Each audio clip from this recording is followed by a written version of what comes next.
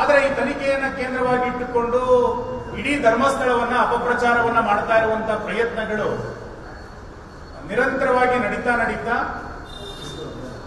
ನಿನ್ನೆಯಿಂದ ಒಂದು ಅತಿರೇಕದ ಪರಿಸ್ಥಿತಿಯ ತನಕವೂ ಕೂಡ ಇವತ್ತು ಹೋಗ್ತಾ ಇದೆ.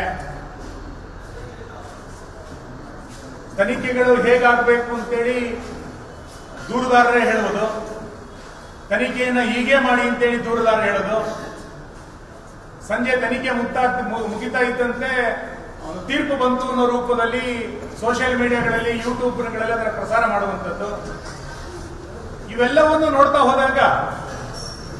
ಈ ತನಿಖೆಯಿಂದ ನ್ಯಾಯ ಸಿಗಬೇಕು ಅನ್ನೋದಕ್ಕಿಂತ ಹೆಚ್ಚಾಗಿ ಈ ತನಿಖೆಯ ಮುಖಾಂತರ ಹಿಂದೂ ಶ್ರದ್ಧಾ ಕೇಂದ್ರವನ್ನ ಗುರಿಯಾಗಿಟ್ಟುಕೊಂಡು ಅಪಪ್ರಚಾರವನ್ನ ಮಾಡಬೇಕು ಅನ್ನುವಂಥದ್ದೇ